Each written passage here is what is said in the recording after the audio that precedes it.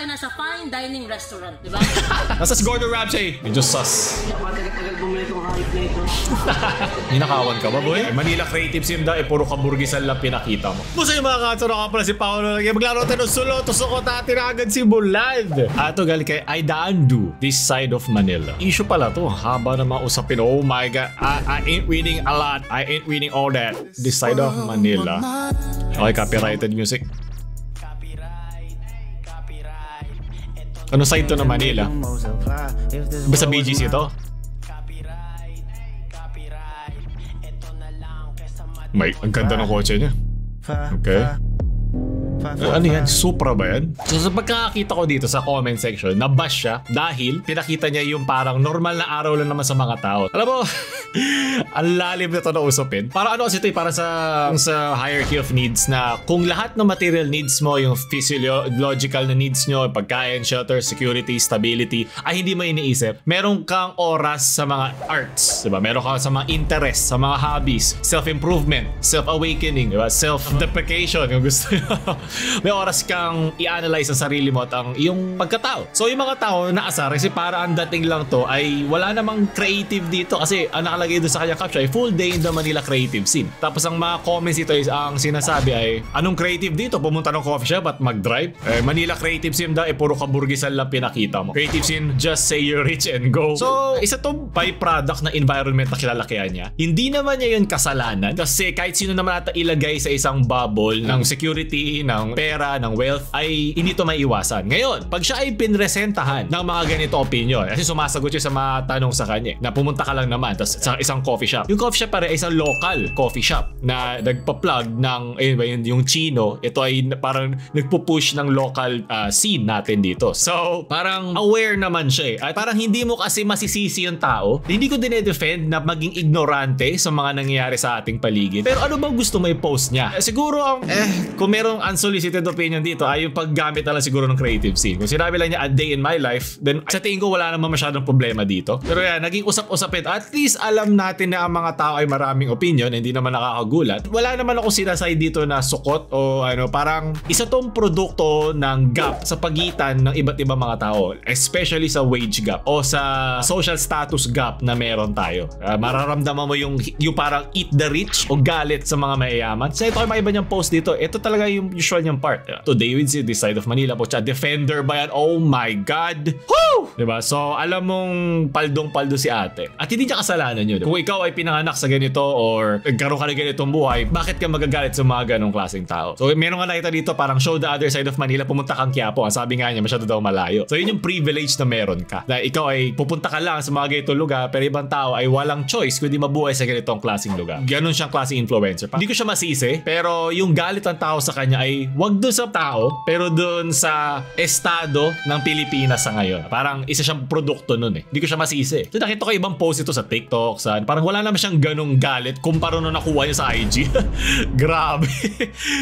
Nabati ito, meron lo. This Side of Manila is generally such an ignorant and appalling statement, although without pure assumption, this video could be appreciation to showcase beautiful architecture and scenery in Manila. But this type of concept can be appreciated when there is no acknowledgement of the so-called other side of Manila, which are a majority of people perceive and view as dirty, polluted, and stricken with poverty. Yun nga intent and effect ay sobrang hirap pagsamahin. Kaya nga art is subjective o kung paano may papakita sa sarili mo. Ikaw bilang isang creator, ang pinakamaganda mo lang magagawa ay i-educate o i-update ang sarili mo at maging aware ka sa pwede makakita nito. Kasi kung ang buhay mo ay pang mayaman, bakit may pipilit mamuhay ng parang mahirap? Mas lalo lang may inis ang tao sa'yo doon at mas lalo lang siya magbumukhang poverty poor. So yun lang yung parang wala naman tama o mali dito, pero ang gusto ko lang naman ipag-usapan yung mga ganitong klaseng mga pangyayari. May mga nagpa-praise, mayroong mga nagagalit sa kanya. Kasi para sa mga taong dumadaan lang sa kanya, di naman natin kilala yung tao eh. Pinupush nga niya yung local scene doon mga pinuntahan niyang kapihan. The gentrified I pretend that I don't have rich parents that give me everything part. Man, siguro ito lang yung kapalit sa pagiging mayaman kasi hindi mo problema yung galit ng mga taong hindi ganun ang buhay. So para ikaw yung lang na pagbubuntungan. Ngayon, saluhin mo na lang to. At the end of the day, mayaman ka pa rin naman. At hindi mo magiging problema kahit kailan. Yung mga problema ng mga hindi kasing yaman o hindi ganun ang estado sa buhay mo. Parang wala kang takas dito eh. Parang ganun. Nakalungkot nga eh. Pero hindi kasi yung kasalanan. Kahit sinong tao. Hindi ko masisi yung mga nagagalit sa kanya at hindi ko masisi na na mag-post siya ng gano'n. Pero kung ako na lang, ay ayusin mo na lang siguro yung pagka-caption mo. Pero hindi rin eh. Meron makikita ang tao na, ano ba, na may makita sa content mo. Hindi ko ito malalagay solo to sa content. Ilalagay ko ito sa creative. Job. Where is this side of Manila? I need to see this. Arigatou gozaimashita. Konnichiwa. Very creative. This side of Manila. Marami akong kilala ng mga basurang naghahalikan. Creative. Haliki familia. Ticket or double it to another person? Ticket. Oo po, ticket po. Ticket na yun. Pumunta ka ro, kaliwa, kanan. Tapos may bus station doon. Mano ka ng ticket. O sige, salamat po. Paano ba makapunta dun sa parte na Manila to ha? Baka pang mayaman. Ako gusto ko double the zero and give it to me. That's what I want. This side of my tito that I like. So what? 8 to 10. Walang chubichika na nanay. Haha. Tumatakol. Yes! Nagwawalis! Through the year! Diba? Ito yung side of the Filipino. At gustong gusto ko yan. At may nag-aaway, yes. Nasaan yung nag-welding? Nasaan yung nag-grinder? Nasaan yung nag-ukay? The perfect Sunday. This side of the Filipino that I will always miss. Creative. Very creative of Manila. Nakikiurong na lang, yung mga di pa bayad. Ito yung maiintindihan kong side of the Filipino. Okay, that's the side of Manila. Very creative. Sigurado ako, karamihan sa mga mayayaman na nasa BGC ay hindi ito pinagdaanan. Pero yun nga, hindi mo naman masasabi yun. Hindi naman lahat na nasa BGC ay mayaman. Tulad ng mga sinasabi nila na mayayaman sa Makati, iba naman tao ay doon nagtatrabaho para mayaahon ng kanilang pamilya. Diba? Parang kung maghahanap tayo lagi ng kahulugan sa isang bagay, minsan hindi naman siya ganun kalalim. Minsan gusto lang natin mag-post, diba? Na para bang ang hirap mag-tiptoe palagi sa pinopost mo online. At pinagdaanan ko din to, especially na lagi naman tayo nag-i-up dito, na minsan yung sinasabi mo, parang siyang trigger word. Siguro dito, ang pinakamaganda na lang ay araw-araw na matuto na hindi makasakit at gawin ng ating makakaya na maintindihan to sa lahat ng mga tao sa social media o sa internet. Kasi hindi mo mapi-please lahat yan. Hindi mo mapapasaya lahat dyan. Iba mainis dyan, iba naman tawan-tawa dyan. Ba? Wala rin point na makinig lagi sa comment. Pero kung marami-rami naman na, problema mo na nga talaga yun. Mabait na, masipag pa. Yan ang dapat tularan ng mga karandaan. Dahil ito yung version dun sa, sa shoutout sa mga kabataan dyan. Dito, busy hindi na kailangan ng true Sa mga years. katandaan dyan. Kailan sahod? Sa mga katandaan dyan. Huwag puro rejuve. Galaw-galaw din. Rejuvenate? Sarap naman miso bayanay. May asim pa. Very creative. Gusto ko para bang, kasi may mga nag-comment dun sa video natin sa shoutout sa mga kabataan dyan na nainis o na-hurt na hindi naman siya magsisisi kasi may natutunan naman siya. Sinabi ko rin naman yun. Pero yun nga, parang lagi naman merong ibang magko-comment sa isang opinion. Ako, wala akong pake. Parang sabihin nyo lang sabihin sa akin. Kasi ang importante sa akin dito ay napag-uusapan natin ang mga iba't ibang socio-economic issues o kahit hindi issue, kahit socio-economic memes dito sa Pilipinas. Masaya na ako dun. Masaya ako na nagko-comment ka sa akin. Masaya ako na hindi ka nag-agree sa aking comment o sa aking opinion. Okay lang yun. Mahal pa rin kita. At sana mahal mo pa din ako. This side of ng Manila ang gusto ko. Yung marinig lang yung side ko, masaya na ako. Parang ibang tao kasi sa social media, parang merong mindset na tama ako. May mga times na okay lang yun. Pero may mga times na wala namang may tama. Basta may tama sa utak. Minsan meron lang talaga panahon na magkaiba opinion at pwede tayo mag-move forward, diba? Magkaroon ng hybrid na opinion at intindihin ng isang bagay. Average Pinoy gamer, student, manong bayad po USD lang. Santo Thomas. Yes, itong humor ang gusto ko, tas high contrast at saturation. Chef's kiss. Very creative. Okay trip not until in loving memory. Ano yan? Sino? Rev Sitiveni? Naglulu? Naululu? Naulu? Ay, ako humor to. Not creative. Kanina mo kinuha yan, ha? Tripping like ito. Charmander.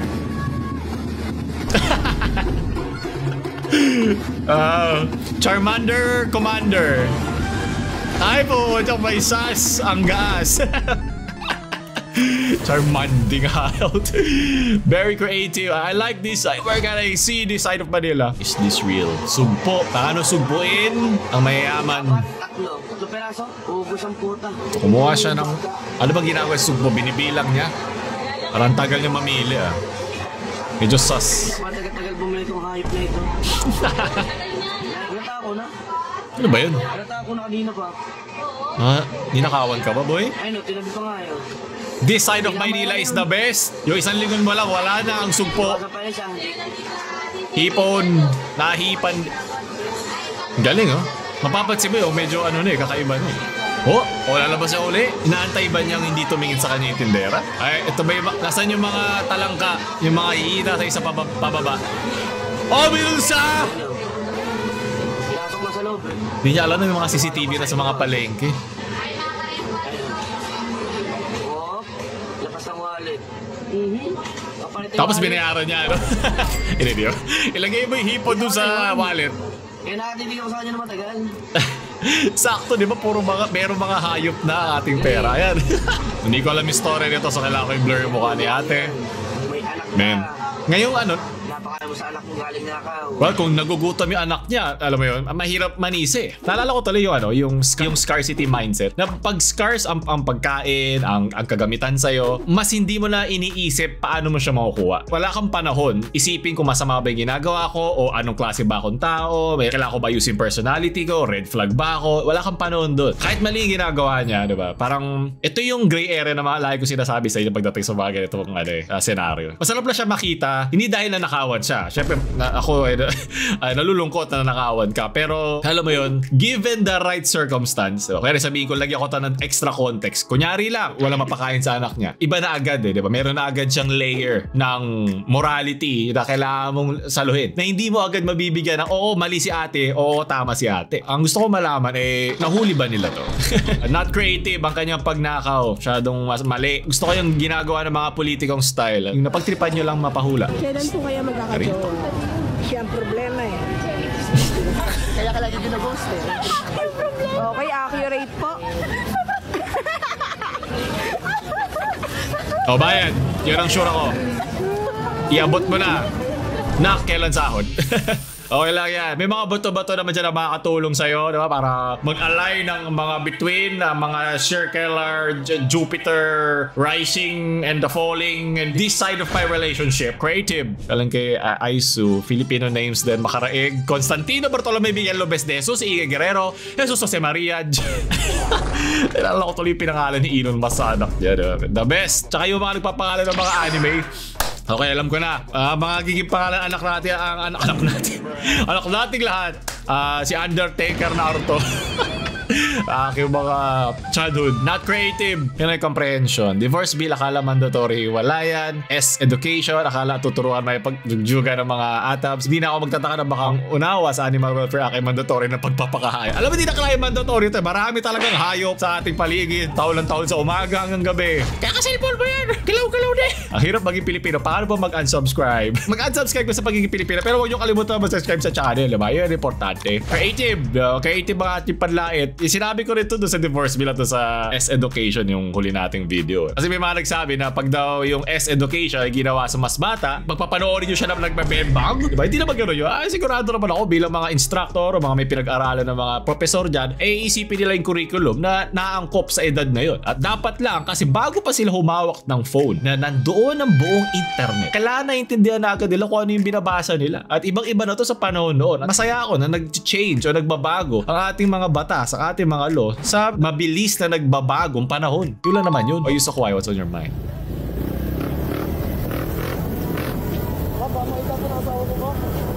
Para sa content, ibubuwis ko ang iyong relasyon. Pumunta ako sa this side of my kabet. We find ways. Yan kay Joe Arias. May ganito na ba?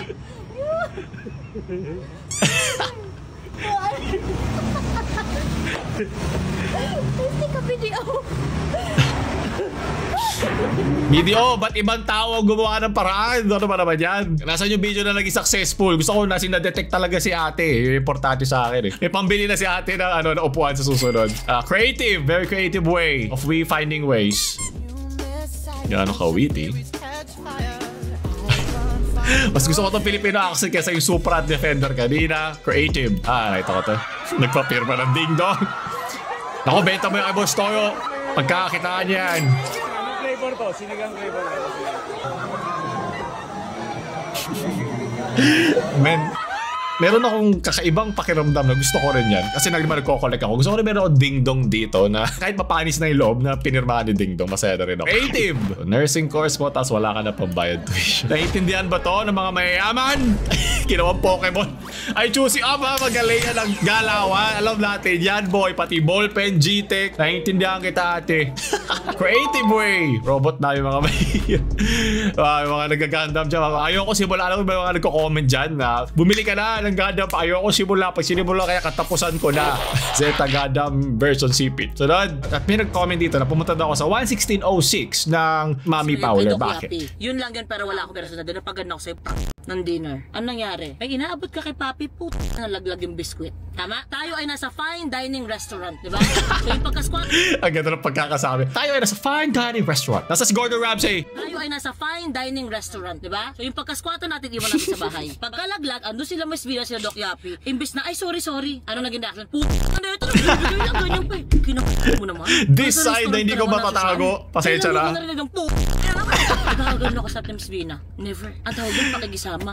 Hindi ka lang magiging peki. Hindi nga pakikisama, parang pakikiramdam sa mga tao sa paligid mo. Hindi yung pinag-uusapan natin kanina doon kay Miss Aida na baka naman alam niya, hindi lang niya alam kung paano niya to ia-angle para sa mga taong tulad niya. Pero mag-adjust ka naman sa sitwasyon. Na naman eh, binibigay lang ako eh. Napaganon ako sa'yo. Nanimig kayo. Ay, gano'n ako. Tingin lang ako sa'yo ng ganyan. Tapos tayo mo, sorry po, nung gumilit kayo. Tsaka ako malma. Titignan ako ni Vince eh. Sa part na yan, ano yun? Pagiging nanay ko yan. At least alam niya, no? Mahirap naman talaga ayusin yung mga. Pero hindi creative yung paraan niya ng pagsabi ng mura. Sana, what the F? Parang lumilis-linis naman. Not creative. MCA. Pinalito kay Goldfish ng kuya ko. May confession ako. Ginugot ko yung plug na bumubuga ng bubbles para mag-charge ng phone. Tapos makalimutan ko isaksak malay ibang mamamatay. Goldfish na! Isa lang naman yung namatay. Dinala ko sa pet shop. Common lang na goldfish. Sabi ng seller, hindi yung mga class type at nakahanap ng kamukha. It's been 2 days. Di naman niya napansin. Pero dumalam ako kanina. Nakukonsensya ako sa ginawa ko. Amin ako next week. Ay, dagdag pa to sa mga problema iniisip ko. Buti yan, maginti ka sa ginawa. Ano ba ito mga moral dilemma na binabato mo sa aking utak, men? Monday pa lang, ayoko pa to isipin. Okay lang, siguro mabuti na sasabihin mo din sa kanya. Ang gawin mo, alam mo maganda dito, palitan mo yung goldfish na talagang may class. Hindi yung nagbumura sa, tulad ng kay Miss Tony Powler, pero yung merong, yung mas mahal, yung merong breed para pag alam niya, next time na may mamatay, alam niya hindi mo ganun kadali lang to mapapalitan. O gusto mo, mag-cosplay ka ng goldfish, diba? Sayawan mo siyang gano'n. Not creative, pag yung ginawa, di mo ba lang ginawang mas maganda. Sa pinalita mo na lang. Doon tatapos sa ating sulot ngayon. Medyo may pagkalalim to. At minsan, okay lang sa akin yun. Wala masama doon. Parang hindi naman pumatag yung mga undulations doon sa utak natin. Search na lang. Sino na nanalo ngayon? Ang not so creative side o squatter side of Manila? All side na mamalam. Shoot.